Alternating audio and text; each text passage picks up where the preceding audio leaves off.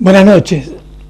Año 2012, está en pañales todavía y comenzamos el año conversando con Aurelio, lo tenemos a nuestro lado, acerca de un tema, conversando acerca de un tema que está de tremenda actualidad, la crisis.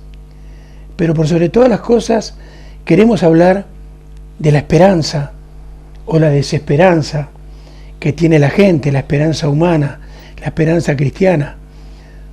Y Aurelio, se nos viene a la mente, antes de hacerte la primera pregunta, lo que aquel gran poeta que vivió a caballo entre los siglos XIII y XIV, Dante Alighieri, el padre, digamos, del idioma italiano, es así considerado, poeta, político, un hombre que hizo nada más ni nada menos que la Divina Comedia, donde habla en su primera parte del infierno, después habla del purgatorio y lo termina con el paraíso.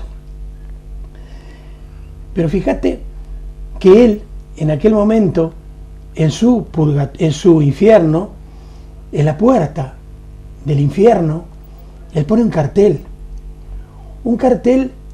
que dice en italiano: lasciate ogni speranza, voi che entrate. O sea, dejen fuera toda esperanza ustedes que entran. O sea, que todo aquel que entra al infierno ya entra sin esperanzas, entra desanimado. Y nosotros, parafraseando aquello que Dante Alighieri decía, ¿acaso vivimos en el infierno? No. Pero de todas maneras estamos inmersos en una crisis de desánimo, de desesperanza, de la cual, y es la primera pregunta entonces que te hacemos, ¿qué puede pasar de futuro y en este año con la esperanza de la gente? Bueno, buenas noches primero a nuestros espectadores y nos alegra seguir colaborando en este nuevo año. Bueno, pues ciertamente la situación de crisis que se ha instaurado es de una gravedad notable. A mí me agrada, digamos, hacer una especie de paralelismo aprovechando mi condición de médico.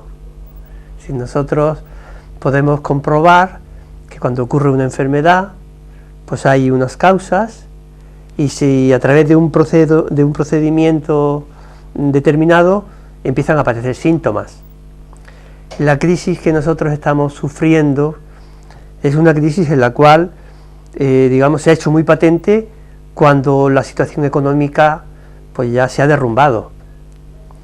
Pero no hay que pensar que la causa es una causa esencialmente económica, ¿sí? Por tanto, hay algunas posibilidades de mantener la esperanza en un ambiente en el que se contagia el desánimo. Hay posibilidades, y mi respuesta sería: si uno simplemente confía en el solo paso del tiempo, como se suele decir, el tiempo resuelve todo, para que se resuelva la situación, creo que no habría muchas razones de optimismo. Pero puede haberlas cuando uno tiene el valor de afrontar la situación, de hacer un diagnóstico de fondo, no solo de las consecuencias, sino de las causas, y ir a buscar el tratamiento en sus causas. Aunque a veces esto suponga un proceso de tratamiento a largo plazo. Por desgracia, estas situaciones no se remedian con una medida, digamos, inmediata. Exigen de algún modo una perspectiva de futuro y un tratamiento, digamos, confiado. Pero la esperanza, la confianza en que se puede resolver es una parte muy importante de ese tratamiento. Ahora, Aurelio, el Papa Benedicto XVI, en su mensaje, su último mensaje para la paz a todos los seres humanos, sí nos hablaba de la gran crisis económica que está viviendo el mundo actual. Pero también nos habla, y de eso quiero que nos hables tú también, acerca de la educación, en esa crisis en la que nosotros estamos inmersos. ¿En qué porcentaje entonces importa la actual educación? Pues Milton, precisamente por lo que hemos comentado antes, por lo que son las causas profundas de la crisis, y en ese mensaje que yo recomiendo vivamente a todos nuestros televidentes, porque tiene una gran riqueza de ideas y está dirigido, como sabes bien, pues no solo a los educadores, especialmente a los jóvenes, y también a todos los que de un modo o de otro estamos implicados en temas de educación. Bueno, pues en ese mensaje se subraya que la tarea más importante a través de la cual uno puede empezar a solucionar la crisis es precisamente la educación. Y educación en el sentido más noble de la palabra. El Papa en un momento dado confirma que las causas profundas de la crisis son de tipo moral, son de tipo antropológico. Es decir, si equivocamos la idea de quién es el ser humano, evidentemente, y digamos, organizamos la sociedad como buscando exclusivamente una felicidad en el placer, y por tanto egoísta, cerrada a las necesidades de los demás. En esas circunstancias, las posibilidades de que haya una renovación social son nulas. Por tanto, me preguntas qué papel tiene la educación. La educación tiene un papel decisivo, y por tanto nuestra esperanza de salir de una forma segura de la crisis siempre pasa a través de la juventud. Para eso es indispensable que todas las personas, todas las instituciones que de un modo o de otro están comprometidas en el tema de educación, tomen conciencia y se propongan aportar su granito de arena. Se puede decir que nadie queda al margen de esta solución. Cada uno puede hacer algo, en su familia, en el ambiente donde están sus hijos o sus amigos, en fin, hay muchas opciones. La educación exige, por un lado, una revisión de los planteamientos educativos. El mensaje del que estamos hablando, como bien sabe, el Papa lo dirige a un aspecto concreto. Viene a decir, es indispensable educar a la gente joven hacia la paz, hacia la justicia y la paz. Claro, hemos hablado últimamente mucho, y es cierto, de paz y de justicia, hemos hablado antes. A mí no me resisto a hacer un nuevo comentario. La paz no es simplemente una especie de equilibrio de tensiones. La paz es algo más profundo. La paz es la tranquilidad en el orden, como decía Santo Tomás de Aquino, tranquilitas ordinis, tranquilidad en el orden. Y este orden no se refiere solo, como te puedes suponer, como suponemos todos, un orden material de tener las cosas en su sitio. El orden principal al que se refiere para tener paz es un orden interior, es un orden en los afectos, es un orden en las ideas. Claro, la justicia, como tal, precisamente lleva a dar a cada uno lo suyo, asegura un orden en nuestros afectos, de forma que no nos apeguemos a lo que no es nuestro, sino que nos sepamos dar a cada uno lo suyo.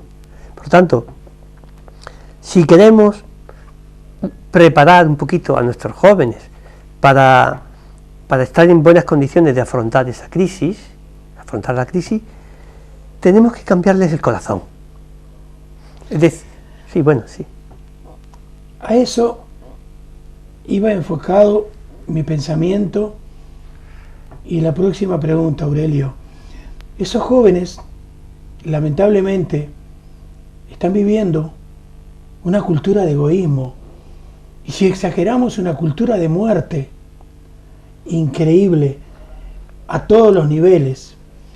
Entonces, a esos jóvenes en tu concepto, ¿cómo tendríamos o cómo tenemos que educarlos para que salgan de esa cultura y vayan a todo lo que estás hablando y que pensamos a priori no es una utopía?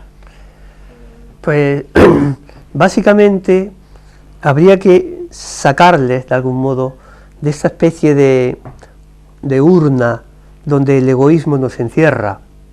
El egoísmo nos hace insensibles para las cosas de los demás, hipersensibles para las cosas propias.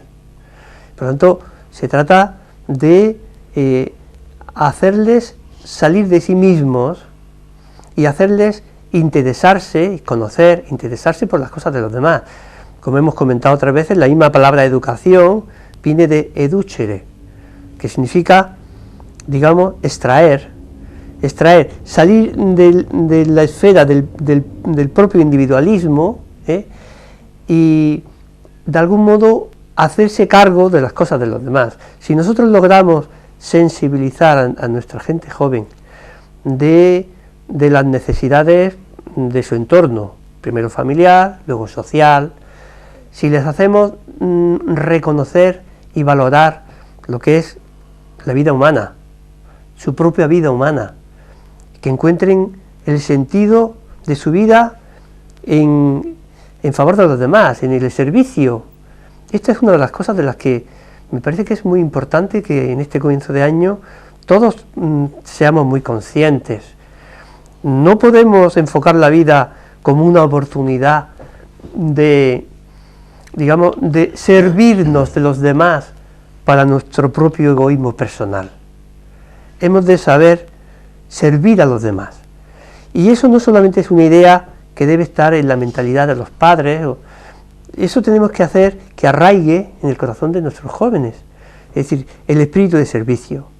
Y para servir hace falta tener una buena preparación, una buena formación, hace falta conocer lo que conviene a los demás para poder prestarles ese servicio, hace falta adquirir un autodominio que nos permita darnos. Por tanto, ese espíritu de servicio, esa disposición es clave para que nuestros jóvenes en su momento entiendan su responsabilidad en la transformación de la sociedad. Como muy bien has dicho, y por desgracia, vivimos en un ambiente donde el egoísmo se impone a la solidaridad, donde uno es ciego para los problemas ajenos, y necesitamos aumentar esa sensibilidad, y la única manera de hacerlo es en un entrenamiento de la propia libertad que nos lleve a conocer nuestra propia identidad, a conocer a los demás y a entender que nuestra vida solo adquiere su sentido pleno cuando la gastamos en favor de los demás. Sin embargo, Aurelio,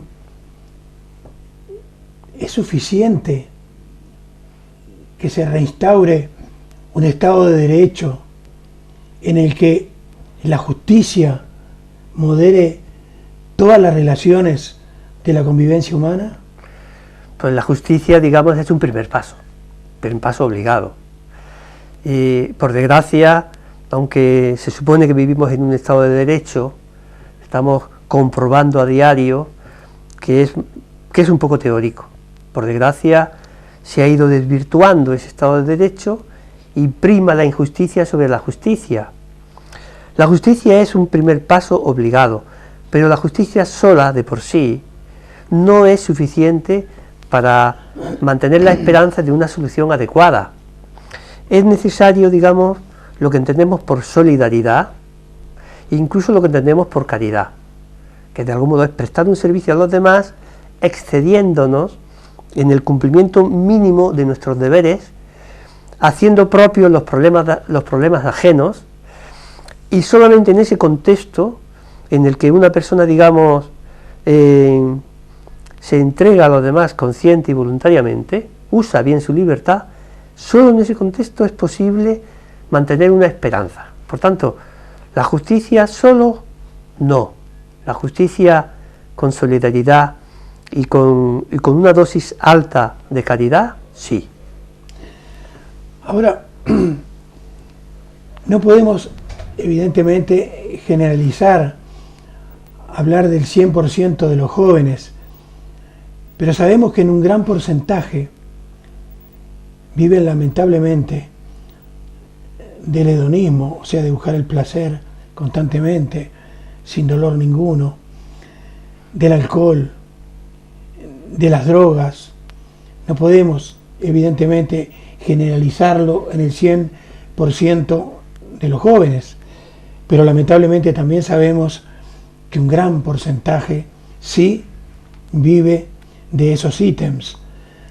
Pero realmente a todos aquellos que no se conforman, aquellos jóvenes que no se conforman con esto, ¿qué es lo que hoy día más les preocupa entonces?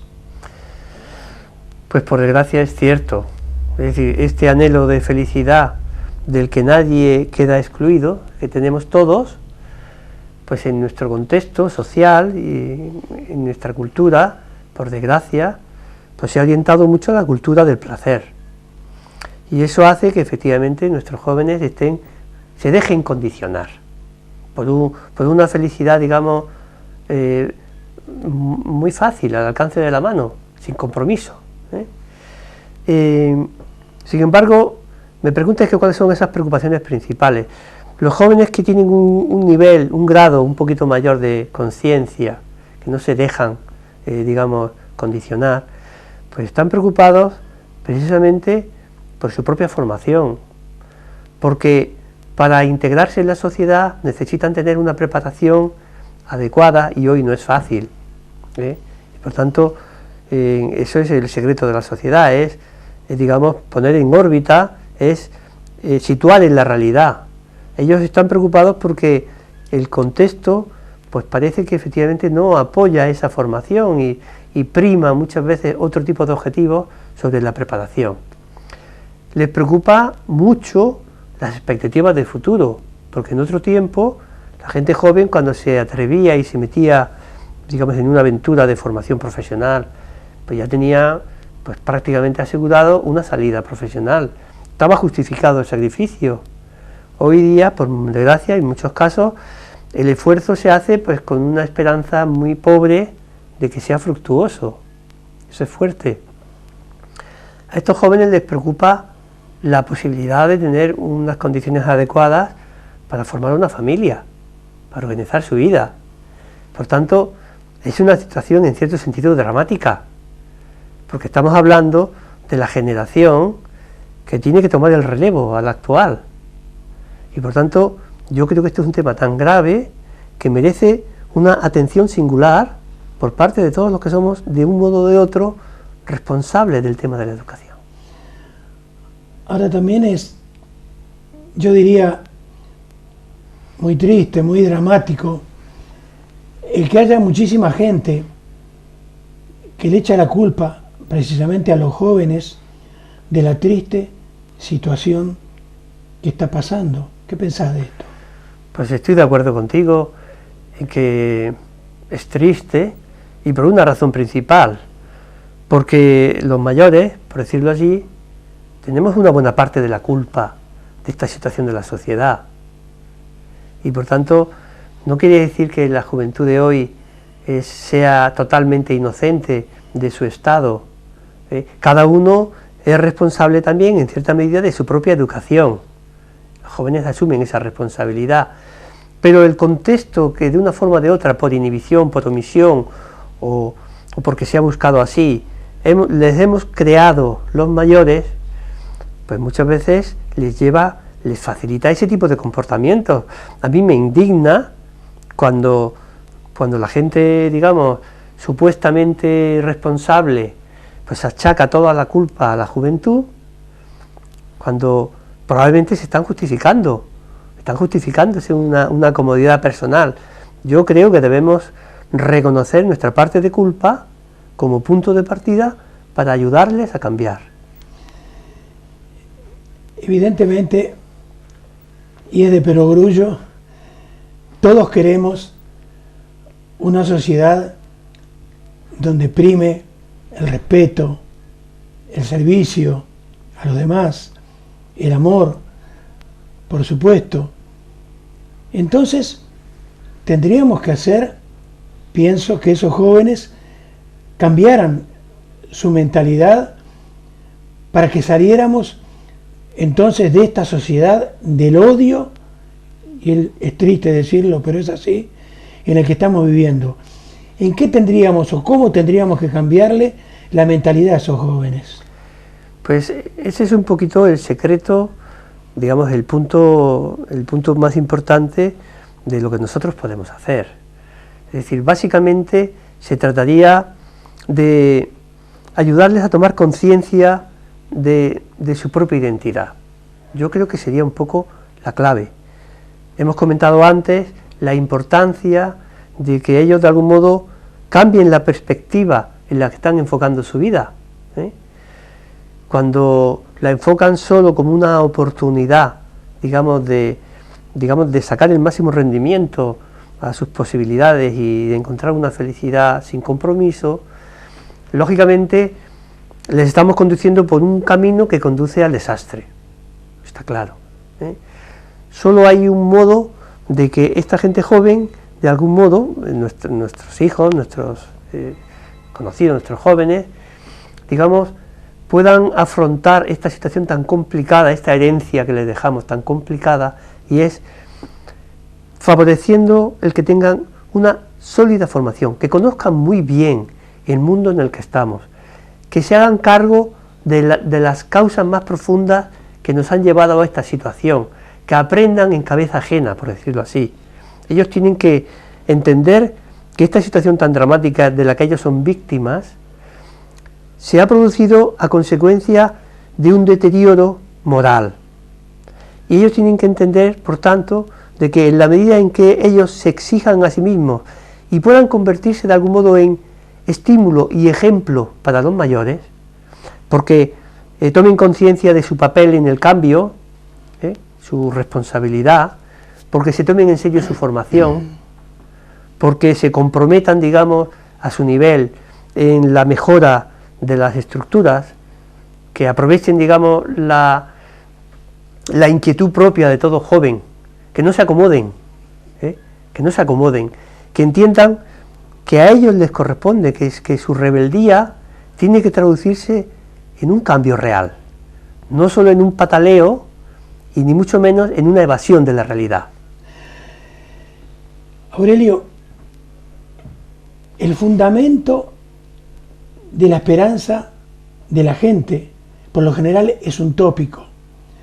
Dice, ¿qué quiero? ¿Cuál es mi esperanza? Salud, dinero y amor. Reitero, es utópico. Pero de todas maneras, esto es una base sólida, es el fundamento de la esperanza para la paz en el mundo. Pues desgraciadamente lleva razón. A mí, bueno, es muy común, oímos, bueno, lo más importante es la salud, lo dicen a mí, en una conversación de ascensor. Mire, yo pienso que no, estoy convencido de que no. Cuando una persona enfoca su vida como algo que ocurre, lo hemos hablado otras veces, como algo que ocurre en el tiempo y por tanto como la única oportunidad de alcanzar la máxima felicidad, entonces uno, pues lógicamente, trata de saborear su salud, trata, digamos, de tener una conciencia, digamos, de seguridad material, pero si analizamos bien, esos son cimientos engañosos, son como esos edificios de hormigón que parece que son para toda la eternidad y que un buen día tienen una enfermedad, creo que se llama aluminosis.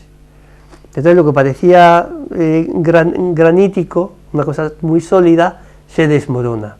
Por tanto, la salud, la situación económica o material y el prestigio, la valoración ajena, son frágiles, no son cimientos adecuados. La única opción para poder, digamos, mantener una esperanza sólida que esté por encima de los avatares del contexto. Ahora estamos sufriendo una crisis económica, de la cual mucha gente en particular no es culpable. Mucha gente se encuentra de un día para otro con una enfermedad muy grave que condiciona su presente y su futuro. Y esas personas que ya no tienen opciones de tener paz o de tener... No, más bien yo creo que la única manera es saber traspasar con la mirada el tiempo, y entonces sí que podemos encontrar el secreto para tener paz, a pesar de que el contexto exterior en el que nos movemos pues parezca prácticamente incompatible con la paz. Entonces, si dejas de lado en tu criterio el bienestar, la seguridad material que pueda tener la gente, el éxito, que es lo que por lo general la gente quiere, funda su esperanza en bienestar, en éxito, en tener mucho dinero. Entonces, digamos que esa es la esperanza, digamos, del común de la gente. Pero tu esperanza, la esperanza del cristiano. Entonces, ¿en qué se basa? ¿Cuál es tu experiencia? Bueno, primero había que decir que cuando hablamos de esperanza nos estamos refiriendo a un acontecimiento o a algo que todavía no es presente, que es futuro, y que de algún modo lo saboreamos de antemano.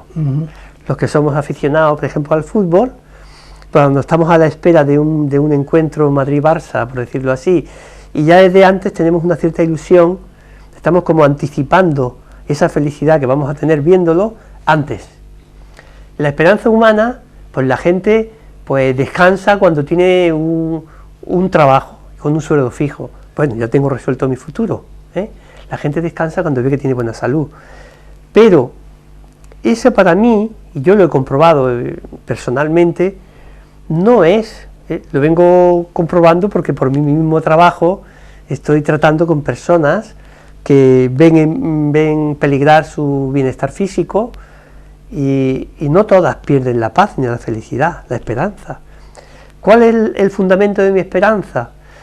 Bueno, la paz es, podemos decirlo así, la consecuencia, es un gozo íntimo, que es la consecuencia de la posesión de un bien.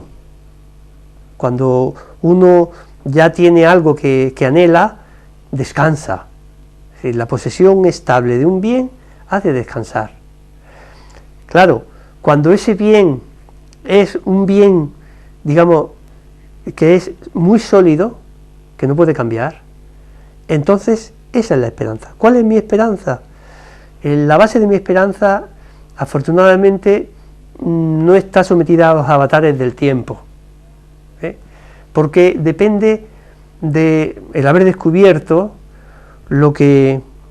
quién soy, y por tanto lo que yo significo para Dios. Si resulta que Dios me quiere sin condiciones y sin medida, y está decidido a compartir su vida conmigo, solamente el imaginarme lo que va a suponer esa participación en la vida de Dios para siempre, aunque todavía tenga que pasar por situaciones, digamos, complicadas, subir cuestas, pero bueno, es que la esperanza del cielo es tan sólida que nos permite pasar por encima de problemas de salud, problemas tal, sin perder un gramo de paz. Por tanto, la esperanza sobrenatural es aquella en la cual uno se agarra a un punto firme. Claro, cuando uno se está ahogando y se agarra, digamos, a un tronco, pues con el mismo tronco se va para abajo. Pero si se agarra a un árbol de la orilla, está fijo. Nosotros, cuando realmente ponemos nuestra confianza en Dios, todo lo demás pasa a ser secundario, ¿entiendes? Puede haber problemas económicos, puede haber críticas ajenas, difamaciones, pero todo eso resulta, ya te digo, queda sin valor, porque digamos, por lo único que pesa realmente es la relación personal con Dios. En lo que hemos hablado antes de educación, el hombre es un ser de relación.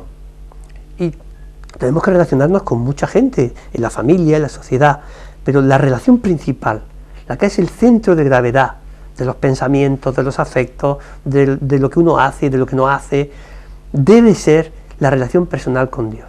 Cuando esa relación es sólida, todas las demás relaciones adquieren un nuevo valor y además dejan de ser absolutas.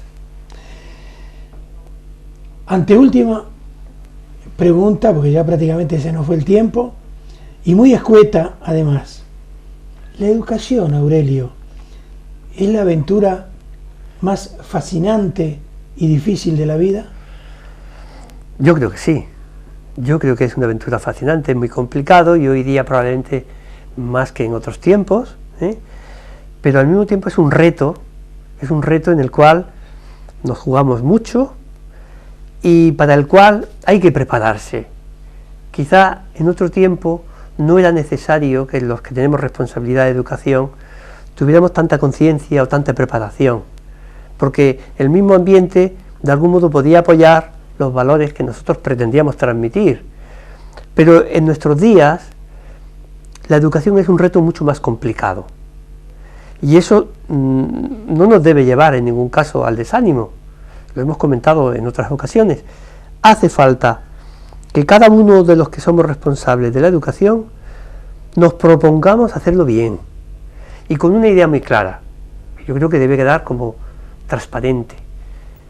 La familia debe adquirir un protagonismo real en la educación. No van las cosas bien cuando el Estado desplaza a la familia y se hace como responsable cuando no lo es el primer responsable. No va nada bien cuando los medios de comunicación determinan el tipo de educación. Por lo tanto, la familia. La educación, como estamos diciendo, es clave, es un reto, es difícil, pero es decisivo. Como última pregunta, ¿qué se quiere decir entonces cuando se insiste en que a los jóvenes hay que educarlos para la paz? Pues yo entiendo, y en este mensaje del que estamos hablando el Papa lo deja claro, la educación para la paz supone, digamos, una transformación del corazón.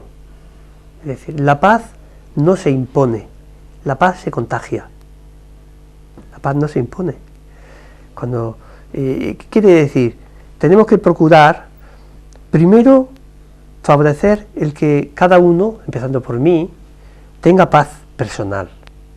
Y esa paz se va transmitiendo. Por tanto, ¿cómo conseguir que los jóvenes, sean transmisores de paz? Ayudándoles a que ellos mismos, podemos decir, cojan las riendas de su vida y aprendan a usar bien su libertad. El motor que nos lleva a la justicia, a hacer por los demás, el motor es el amor. Por tanto, cuando una persona joven, un joven,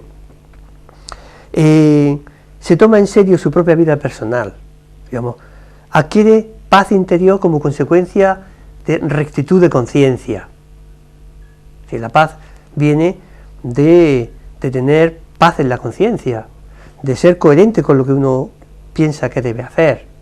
Cuando un joven respeta su conciencia y con ello recupera paz interior, se convierte en un artífice de la paz, porque la paz, siendo un don de Dios, debemos construirla. La paz no es algo que ocurre espontáneamente, es fruto de un trabajo, y un trabajo que empieza con uno mismo. Si yo consigo ser un hombre equilibrado, con paz, allá donde esté, sembraré paz. Muy bien. Muchas gracias una vez más, Aurelio. A ti.